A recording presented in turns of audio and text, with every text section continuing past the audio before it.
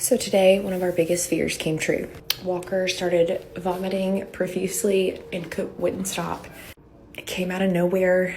It was so much. He was in so much pain. And then it turned into this color. Soon after, I vented this to see this color. He threw it all up and it was all completely green.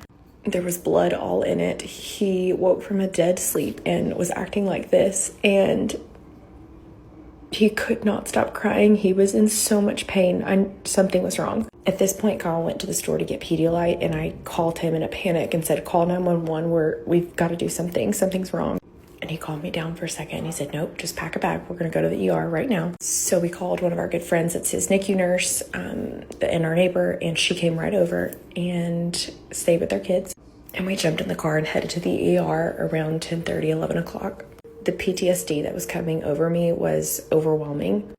We had a few bad experiences with some IV sticks that didn't end up happening. But overall, I was very thankful they were taking him seriously and taking his symptoms very seriously.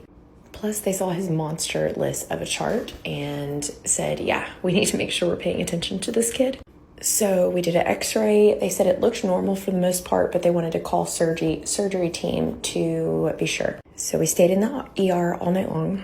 Walker finally was able to get some sleep. And then at about 5 a.m., they sent in, surgery came to talk with us, and they sent in for a stat upper GI.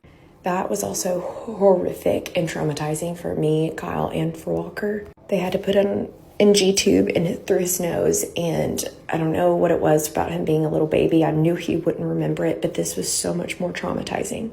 And then our biggest fear came true.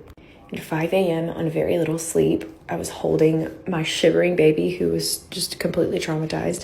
And the radiologist tells us that she believes we're looking at another volvulus, which was the surgery and emergency that Walker had in the NICU where we almost lost him. And she said, but she needed to be sure and look on the bigger scans. They eventually came in and told us that Walker has an intermittent volvulus. They said on the scan, his bowels twisted, but then they untwisted themselves. But when we got back to the ER room after the upper GI, he completely vomited up every single bit of the contrast. So the surgeon that did Walker's volvulus came in and said, listen, right now this is not an emergency, thankfully, but I do think we need to go back in and do an X-lab. He didn't anticipate anything super scary. He said, hopefully I can just untwist things and just clear up some scar tissue or hernias. And he said, but sometimes people's anatomy are just designed the way they're designed. So currently Walker is in surgery and we need all the prayers we can get.